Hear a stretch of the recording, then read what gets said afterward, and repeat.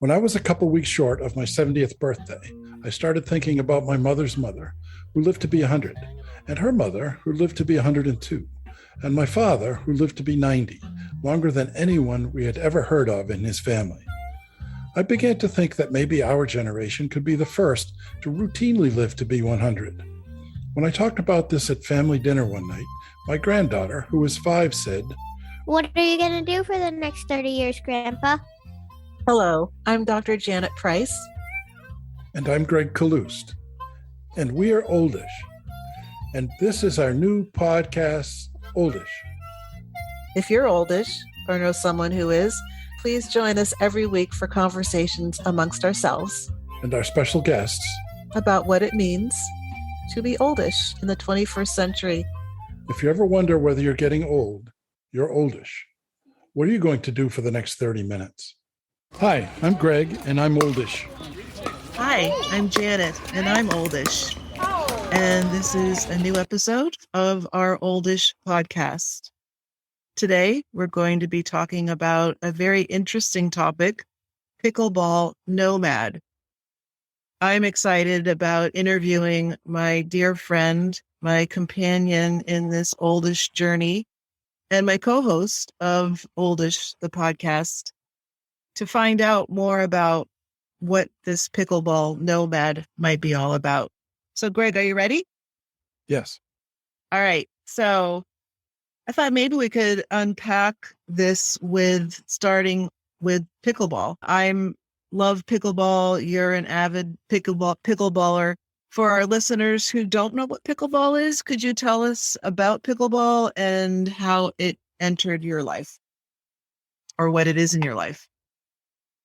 Okay. Well, I can give a kind of a brief description of what pickleball is, but it's one of those things where it has to be seen to be believed. It's a paddle sport game. It has similarities to tennis. It has similarities to ping pong and other paddle sports. It's played on a court that's roughly half the size of a tennis court with a horizontal net that's a little bit, I can never remember whether it's a little higher or a little lower than a tennis court net, but it's approximately the same as a tennis court net. And I certainly have played with a tennis court net in various places just to have a net to play with. It obviously has two sides. It's most often played as doubles. It's a sport that's played by little kids to seriously old people. A whole lot of oldish people around America, and I think now around the world, are playing pickleball. It's a sport that is fun to play. It's fast-paced. It's very social. It's very good exercise, but it's not as demanding on the body as something like, full-out tennis or I used to play basketball, and it's no way I'd play basketball now, but I play pickleball whenever I can. I heard somebody describe it in an interview on their radio the other day as it's like ping pong and you're standing on the table. So it's very similar to that. The racket-like thing, which is called a paddle in pickleball, and people who say racket betray their history with tennis. A lot of people who play pickleball used to play tennis, or many actually still do play tennis. And the rackety thing is kind of like an oversized ping pong paddle. It's probably 1.5 times, maybe 2 times the size of a ping pong paddle. It's lightweight. It has a solid face. It's not stringed. It has a solid face like a ping pong paddle. They're made out of high-tech materials now, but lots of people start playing with something that's essentially a piece of plywood. In fact, the first time I played with a wooden paddle that was essentially a piece of plywood with a stick on it. And that's the origin of the game back in the 50s, is someplace in Washington State. A group of people who were living on an island in Washington State invented the game and kind of built it as they went along. Somebody had a flat backyard, and they figured out a way to hit the ball. The ball resembles a wiffle ball. It's plastic. It's round. Obviously, it's a ball. It has holes in it. Some, I don't know, like 30 little holes in it that are maybe 1/4 inch, 3/8 of an inch in diameter, something like that. It doesn't bounce very high like a tennis ball really bounces. A pickleball sort of bounces, But you can do things with a pickleball that are crazy, like you put all kinds of spin on it. And if you play outdoors, and many people play outdoors a lot, if it's windy at all, the wind catches in the holes in the pickleball. And so it's often hard to predict where the ball's going to go. So that adds to the game. Generally, some people do play singles. People who are oldish rarely play singles because it's too much running to cover the whole court. People who are oldish and above love to play doubles because each half of each side of the court. So in other words, the side that you and your partner are playing on, that's 20 feet wide and has a stripe up the middle, a painted line up the middle. So each player, for the most part, is responsible for covering an area that's 10 feet wide and I think 15 feet, something like that, 15 feet deep. So it doesn't require a huge amount of running around to cover your spot. Sometimes if a game is fast paced and everybody can run around, you'll see people running around.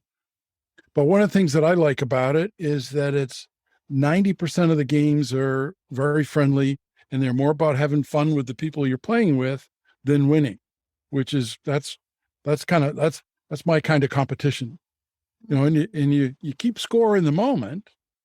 But one of the interesting things is that the scoring is different from other games. And there's a very good chance that all through the game, all four people at one time or another will say, "What's the score?" And one of the rules is that you have to announce the score before serving. So you have to say how many points your team has, how many points the other team has, and which of the two servers are you? Are you the first server or the second server? Because each side gets 2 chances to serve the ball. So keeping track of that, I'd be really surprised if I've gone a whole day without hearing somebody say, "Did I serve that?" And sometimes they didn't, sometimes they didn't. So it's a good mental exercise just trying to keep track of what the score is. But the best part of that is not only do people not really know what the score is while they're playing, as soon as the game is over, everybody forgets. So if you're over in the sideline and somebody comes off after playing in a game and you say, "What was the score?" Pretty good chance they don't know. They might know whether they won that game or not, but 2 games later, they don't know whether they won 3 games ago or not. I've tried and I can't keep track of it. And that's one of the things that I love about pickleball is that it's competitive in the moment, but it's non-competitive outside of that moment. So that's pretty good. There's a lot of laughter. I heard somebody in an interview the other day saying that he had been a tennis player and he doesn't remember ever laughing playing tennis. But when you're playing pickleball, you're laughing. You're laughing because somebody just made a great shot and it's just wonderful. You're laughing because somebody just made a completely horrible shot that was so horrible it was laughable. So everybody laughs. Usually people don't take it personally because, 10 minutes later, they don't remember that it happened. It's a very good lesson in being in the moment, but the laughter is the key. That's what drew me to the game. I started playing just about 4 years ago. I was introduced to it by a friend who had been introduced to it by her son, who had been playing for a while, and started off playing indoors at a tennis club near where I live, and mostly played indoors until COVID hit. And then nobody wanted to play indoors. So I started playing outdoors. And since then, I have not played indoors in over 2 years. I much prefer playing outdoors, even in the wind, sometimes even in the rain. And yeah, that's it. So that's how a little bit about the game and a little bit about how I got started playing it. And so what about you? You also are playing. So what's your history with the pickleball? Well, I just wanted to say your passion for pickleball definitely comes through. And I, as a pickleball player myself, that was a very thorough description. So anyone listening who didn't know about pickleball before now knows the basics. The only thing that you can't know from listening to that description is actually just what it feels like to play. As I was listening to you as a pickleballer myself, I was thinking about there seems to be, and you can say what you think about this, it's almost indescribable piece of it that brings this enjoyment? I was trying to think, as a community, that sense of you're in this together, you're enjoying each other's victories and mistakes. You're laughing. It's an opportunity to be in the moment, but there's something that makes it so special. And It's yeah, yeah. I think it's oxytocin. It's that bonding hormone that people get when they hold a baby or when they're walking with a friend or it's just there's a lot of bonding going on. You've got people who are doing the same gentle, pleasurable thing at the same time, and laughing together is practically, well, it's definitely in the top 5 of things that people can do together is laughing together. Some days it's number 1. And so I'm, it's hormonal. I think it's also, strangely enough, I think it's spiritual because of the being in the moment part. You have to be in the moment. And there's so many meditations and self-help instructors and so on where, they talk about mindfulness, and mindfulness basically is just being in the moment. And you have to be in the moment when you're playing pickleball. It's pretty fast paced. And if you're thinking about the shot you missed 2 shots ago, pretty good chance you're going to watch the shot that just happened go past you and score a point against you. So you're forced to be in the moment. And so there's a lot of good factors in it. And I think also there is the physical exercise component. And so whatever those hormones are that get released, that cause the runner's high or the, whatever, I forget the names of all of those particular hormones, but there's hormones getting released.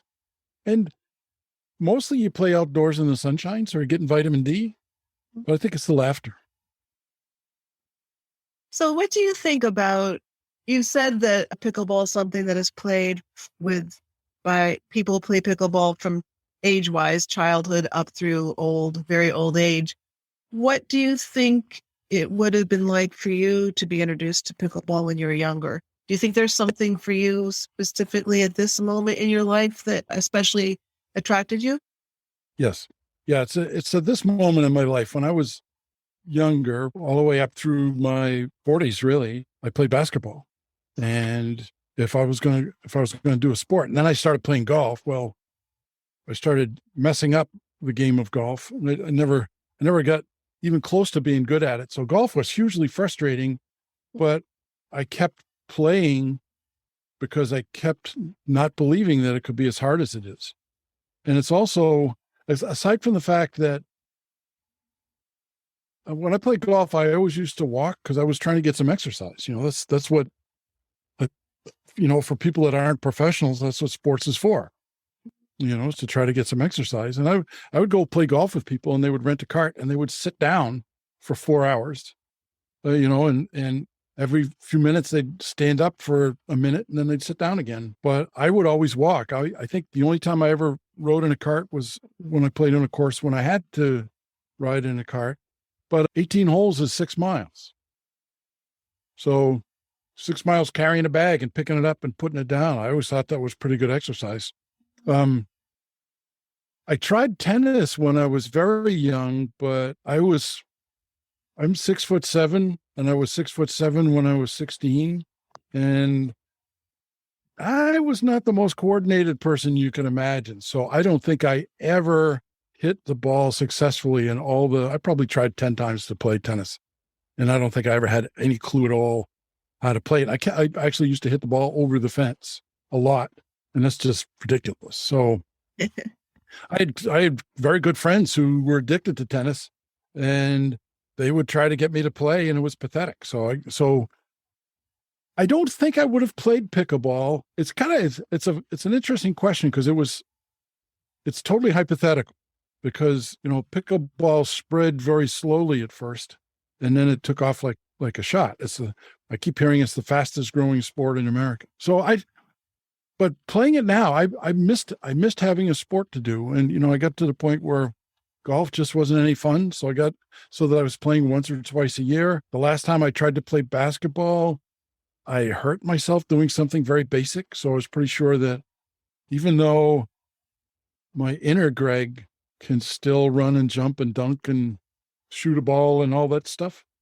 I can't do that. So that's not in the picture. I love to hike. I hike a lot, but hiking is pretty much a solo activity, even if you're with other people. And you're not engaged other than walking up a hill. You're not engaged in the same activity, and nobody's keeping score. So hiking is great exercise. I can't swim. I really, I'm maybe the worst swimmer in history, except for my father. So swimming wasn't it. I love to ride my bicycle, but riding a bicycle on country roads these days is a little bit scary. There's people zooming around, and it's somebody goes past you at 60 miles an hour over a hill, and you have no idea what's going on. And so bicycling is good, but it's not something I want to do every day. So then when I discovered pickleball, one of the first things that I noticed was that I was originally invited to go and play with what was essentially, I think this is actually fairly accurate, essentially a dozen oldish women and me. And that's who was playing in the open pickleball at this tennis club that I started playing at. Once in a while, a guy would show up at first, but so there was that part. But also one of the things that I noticed was that there were some of the women who couldn't run at all for various reasons. The bad knees, bad hips. I've played a lot with people who've had knee replacements and hip replacements and so on. Some of the best players I've ever seen, if your goal was to beat them, you could easily do it by hitting the ball just out of their reach. But if you're playing with them and wanting to have fun, you don't do that too often. You hit the ball toward them. And if they can reach it, they can hit it where you can't reach it.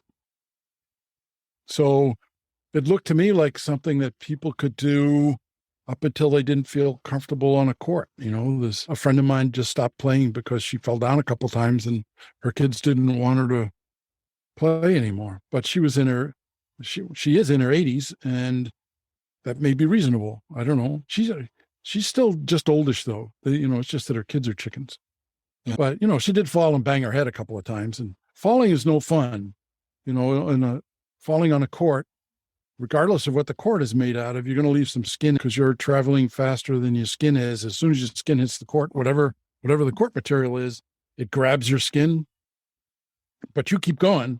So if you fall on any court, you're going to leave some skin and some blood on the court, that's awesome.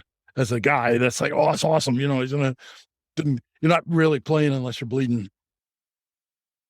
So I want to make sure we have time to get to the Nomad part, and then also how this has come together for you.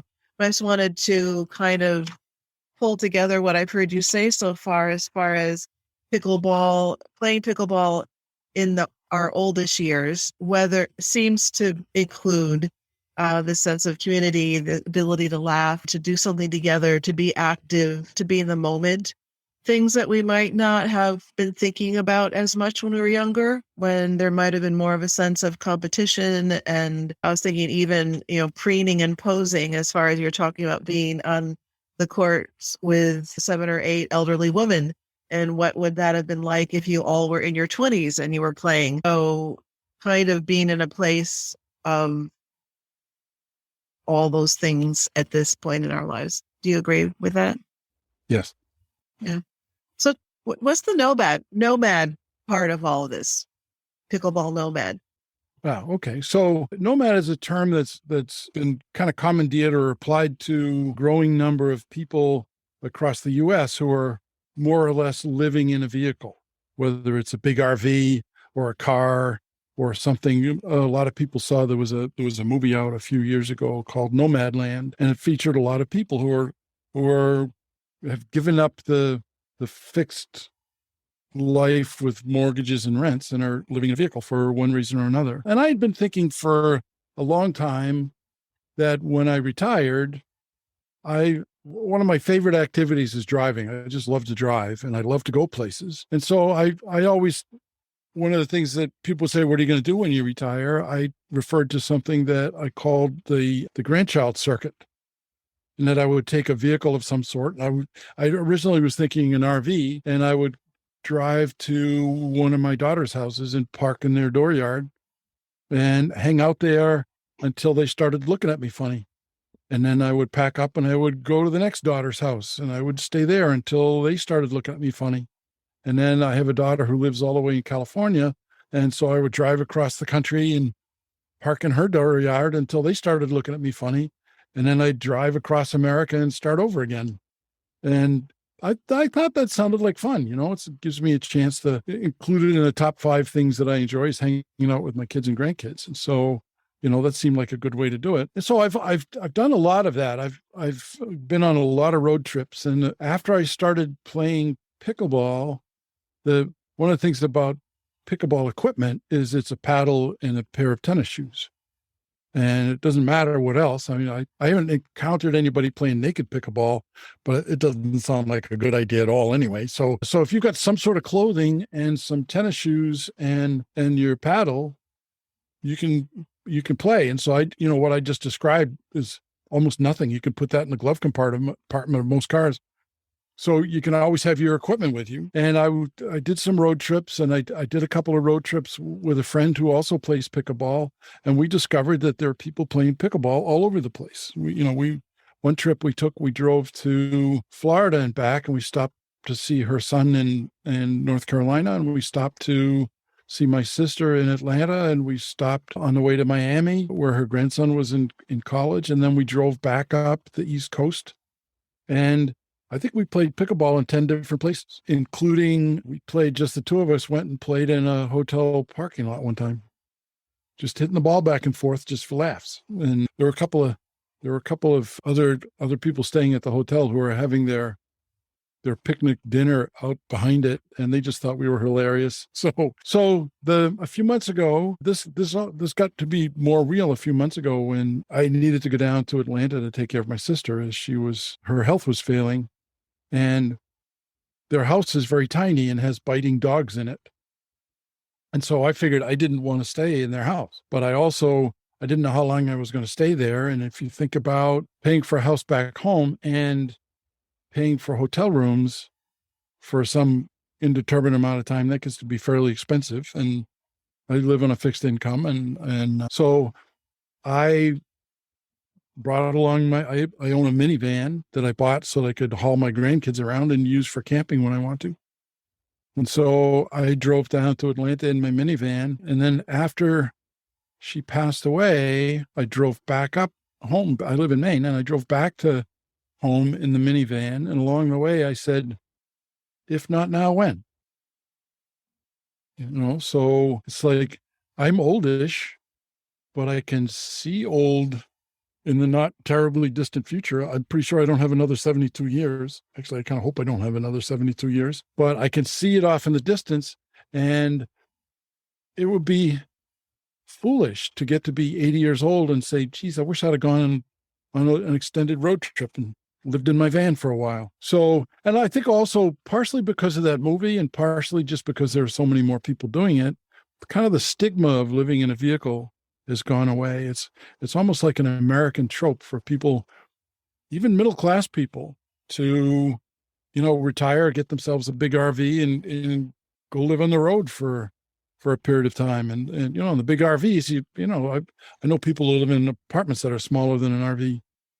So there's a lot of people doing it. It is in many ways less expensive, but I thought I would explore it. So when I was learning how to play pickleball, I watched a lot, and I still do watch a lot of YouTube videos on how to play pickleball. And I bought an old house and fixing it up, and I don't know how to do anything. So I spent a lot of time watching YouTube videos. And so then I started watching a lot of YouTube videos on van life and what's it like in van life. And one of the most popular items on van life YouTube videos is the van tour, where somebody will interview somebody and say, hey, show us where you're living. And so I got some very good ideas about fitting out my minivan. So I built a bed based on some ideas that I got on YouTube. I got a solar panel and a battery to plug it into so that I can camp places where there isn't electricity, and I can bring water with me, and I can, so I can be self-contained for some period of time. And then I started thinking about, well, this podcast, because this is something else I learned how to do on YouTube. And so I started thinking about how could we is there a podcast topic here? The playing pickleball all over the place, looking around and there's lots of important questions when you're a pickleball nomad, which is like, where is there a game anywhere near here? What time do people play? And are strangers welcome? And what level of player do you have to be to play in certain places? And what are the politics in various places, So far, by the way, speaking of politics, so far, one of the things that I like the most about pickleball is I've been playing with this one group of people for coming up on a year now in a town not all that far from where I live. And there's probably 50 or 60 active players. They don't all show up every day, but there's 50 or 60 active players. And I know most of them by name, with a couple of minor exceptions, and I'm pretty sure I'm wrong on them too. I have no idea what their politics are. It seems like the consensus is this is a pickleball court, not a political court. And so that's just great, So it feels like I can just know people again. I don't have to worry about what their politics are. So anyway, the kind of the pickleball nomad idea kind of grew out of all of that stuff. Basically, have paddle will travel. And I've taken one trip, but I was in a hurry, so I didn't stop and play pickleball. But coming up, I'm gonna be on the road fairly often, and I will always have my paddle with me. And if there's a game to be had, there are several apps and lots of websites where you can just, tell your phone where you are and your phone will tell you where there's a game. So, and most people, I think the most common form of play other than tournaments is what we call open play, where people just show up, and it's a lot like Sandlot ball was when we were kids. Whoever shows up, that's who plays. Mm-hmm. And if there's 4 people, you play with those 4 people. And if there's 30 people, you figure out how to get all 30 people to be able to play. So that's kind of it. That's the pickleball nomad thing. I'm going to go off and see the world and play pickleball while I'm doing it. Exactly. So very exciting. And I can hear your passion both when you're talking about pickleball and both traveling and being your own self in your van. We often talk on this podcast about what excites you about what we're talking about, what might be scary. Being oldish, you've definitely been sharing a lot of things you're excited about. Is there anything about this as an oldish person that's scary? Yeah, there is. I experienced it last summer there's 2 things. And one of them I experienced last summer when I went from playing with people that I mostly had been playing with for 2 or 3 years. And I'd gotten very comfortable playing with them, gotten very comfortable with their level of play, knew everybody by name, and I knew that no matter who showed up, I was good enough at it to play with them. But I wasn't so good that I was too good to play with anybody else that showed up. You know what I mean?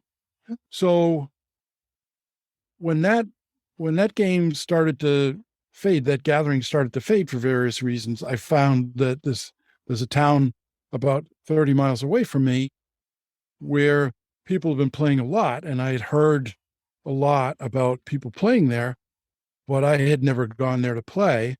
And it took me, from the time I decided to go play there, it took me a couple of weeks to convince myself that I really wanted to do that I wanted to be vulnerable with strangers. And I live alone on purpose, and I don't know whether I have social anxiety or not, but I don't go out much. So, so there was definitely a social anxiety component of going to play with these folks. And on that road trip that I mentioned when I was with my friend, if she has that kind of social anxiety, I've never seen it. So I was always with her. So, okay, fine. So I had a kind of a buffer between me and the other people that were there, but she wasn't going down to these courts where I was going. The first 3 days that I played there, I just played really poorly, way worse than I've ever played, to the point where people were sighing at me. And I really had to struggle with it. And fortunately, I worked myself through it. I wouldn't, my first thought was, heck with this, I ain't doing this. These people are mean. It wasn't anything about me, right? That's your first response is these people are mean. I don't want to play with mean people, but I didn't want to play with the guy who was there playing is basically what it came down to. So I made myself go back until I could figure out what the problem was. And YouTube helped me figure out what the problem was. I was just so anxious and so tense that I had the paddle in a death grip. And the thing about the pickleball paddle is you have to have soft hands on that thing or you're going to hit the ball too hard. And you're either going to hit it in the net or you're going to hit it past the end line or out of bounds somewhere. And the solution to that is always loosen up your grip. So I had to work really hard on loosening up my grip. And then I started playing better to the point that at the end of the third day I was playing, one of the guys who had been sighing at me said, "How did you improve that fast?" So, and it was strictly on. I said, "Look, I was anxious." So what I'm afraid of is approaching strangers, that social anxiety thing. And yes, so I'm afraid of that. The thing that I'm afraid of in nomad world is, where am I going to sleep tonight? The only way that I can afford to do it really is to do as much what they call boondocking or distributed camping as I can find, which means spending the night in places you didn't have to pay for, because even if you're paying $25 or $30 to stay in a state park campground, you do that for a month and you just spent some money. Might as well rent an apartment. So, well, not anymore, but 2 weeks, 2 months of that. But there are lots of places to play. I think most people know that most Walmarts will let the RVers park in their parking lots overnight, which is a very smart business move on Walmart's part, because I'm pretty sure that people get up in the morning and go get coffee, among other things. So, the what I'm afraid of there in the nomad thing is, where am I going to spend the night? How am I going to do that? Am I going to find a place that's comfortable? Is it going to appear to be comfortable and turn out to be scary? What if there's marauders? What if there's, I grew up on those, you did too, I think, on the urban legend stories about teenagers parking somewhere and they hear a scratching noise at their door. And they take off, and in the morning they find a hook on the door handle, so I guess I guess I'm, a little bit afraid of that. And, I have problems, having conversations with strangers. So, and I know why. And if you want me to, I'll tell you why. But I think you have to. But I have that. You think I have to now? Yes, I do. I could kind of volunteer for that. Yeah. So I'm very tall, and it's almost guaranteed that when approached by, or when I approach a stranger, it's almost guaranteed that within the first 2 minutes, they're going to ask me how tall I am. And that's a given. And I would say in my lifetime, it's 90%. I used to do a lot of training for the IT company that I owned. And it got so that when I stood up in front of the room and I started to write on a whiteboard, what we're going to talk about today, the first thing I wrote down was 6'7", and just get that out of the way. It's so I should have outgrown that by now, but I'm youngish and I haven't outgrown anything yet, I don't think. So one of the things I'm really excited about listening to you is the idea that as we are in this space called Oldish, we can find opportunities, accept and welcome opportunities to stretch who we are, to face fears, to jump in anyway, that we aren't the stereotype or the image of we've gotten to a certain age, so we're going to sit down in a rocking chair and that's it. And that might be someone else's experience of Oldish, but that we're not prescribed to be any one image as Oldish. And so, all the things that you're sharing today, are examples of that for all of us, and definitely in your life of, it's not over yet. And if not now, when? And so have you heard of Pickleball Nomad before, or is this a brand new idea? I can't. I wouldn't guarantee that I made it up, but I've never heard anybody else say it. Sounds pretty unique, and yeah. There are touring pros. Pickleball has a pro circuit, so I imagine some of those people think of themselves as pickleball nomads. but not in the way that I'm thinking of it. Right. it's- Well, for you, it's a very intentional. This is something taking two very strong interests and putting them together. And actually 3, because it's also as a podcast, so it's a series of podcasts that we're going to do. And I'm really looking forward to recording episodes from wherever we happen to be, so if I'm in North Dakota and you're in outside of Boston, I think that'll be fun, and we could talk about how is it different? Do people play differently here? How did I find the game, that sort of thing. And I'm pretty sure that on the way past, I'll stop in and we'll play some pickleball together and have an opportunity to talk with each other face to face when we're doing that.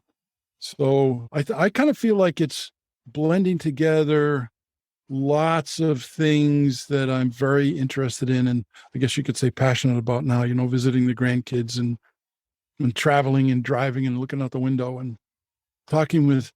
It's only like 10 minutes before, that anxiety only lasts about 10 minutes. Once I get past the how tall are you thing, it's like, I'm fine, So I'm looking forward to getting to know people and hearing stories and telling stories and letting other people tell us their stories, because everybody has a pickleball origin story. Yeah. And I'll bet you that I discover some people out there in Nomad land who also play pickleball. And I would, that's a good idea. I'm going to get myself a portable net and keep it in my van. And if I find myself in a place where there is pavement and there are other nomads around, we can get a game going. Oh, I like that idea. I just had that idea. That's a good one. That's a great idea. Yeah, I'll bring some sidewalk chalk to mark out the lines and a net, and I'm liking it. Yeah, that's a good idea. So, yes. So I'm looking forward to coming back to this periodically and finding out what's happening. Where are you? Charting your progress, your experiences. So looking forward to that. Yeah, me too. That's great. Well, thanks. This has been fun. Yes, it has been. Yeah. So until our next story. Yes. And there's one coming up. We'll know what it is soon. Yes. Sounds good. Yeah. Okay. Bye, Gregg. Okay. Bye-bye.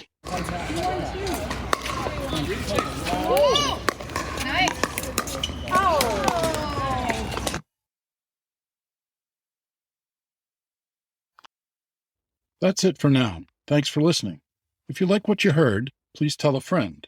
If you'd like to hear more, check out our other episodes. Follow us wherever you prefer to listen to podcasts and come back weekly. Check out the show notes for links to a sampling of podcasts and YouTubes that have helped Gregg plan for Pickleball Nomad. You can support our podcast and the fight against Duchenne muscular dystrophy by buying an Everest to End Duchenne t-shirt or commemorative flag, or one or more of the books Gregg has written at Gregg's website. To get more information on Dr. Janet and or Gregg, check out the show notes for links to our websites. We're taking a couple of weeks off to get some grandkid time, but we'll be back soon with more interesting conversations. You can reach us with comments, suggestions, or requests at oldish@canoncom.com. And please leave a rating or review wherever you listen to podcasts.